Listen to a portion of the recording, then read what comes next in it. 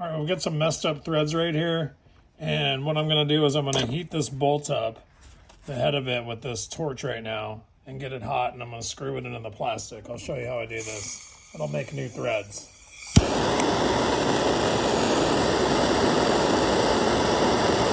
always know it's hot enough when it starts to burn my finger through the heat through the bolt. When it gets hot enough to feel it from the glove, that's usually a great time to try to insert it into the hole and start turning. So you want it hot enough to melt the plastic and form around the threads, but not hot enough to completely annihilate everything. You see it getting warm in my hand right now. That's good. I'm going to turn that off and get ready to put this where it would go and just start screwing it in immediately. Right when you get it in there, see it's melting. So just screw in at the rate that you normally would put a screw in there and just keep going. And then when you get it all the way in straight to where you want the screw to be, then take water and spray it like that. And cool the entire thing down so it has no more heat. Now when that's nice and cool, you're going to notice it has a lot of bite now. See how it was really flimsy before? Now watch this. You're just going to hear it like crack loose there.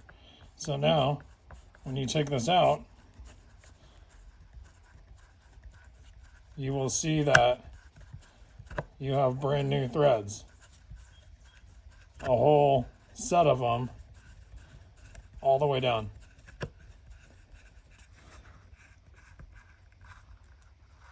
So there you go. And if you look inside, you will see that they are, well, look, you can see they're perfect. Now I'm going to pull this out and you'll be able to look and see inside here. I'm going to pick the camera up and you can see that the threads are brand new in there and nice and tight all the way around.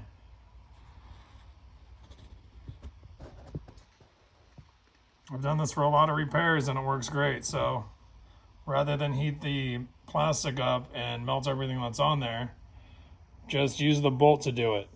Now, the reason that's all melted and destroyed is because the muffler was leaking out of the side and the guy let it run like that and melted the entire piece off.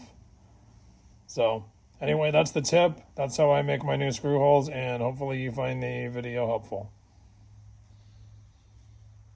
All right, so basically this repair couldn't have gone better. We made the new threads. The Torx T20 sits down fine. Cut these to length with the grinder and put the new threads with this one on, which is basically holds the main pull cord. I've got this washer it's going to bite into and about 7 or 8 threads.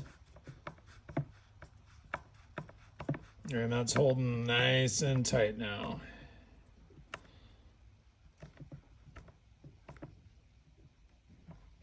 So that's it. That's the thread repair, and that's how to fix the side case that's damaged with messed up threads. You can do whatever you want with that washer. This is just for demonstration purposes on how I actually make the repairs.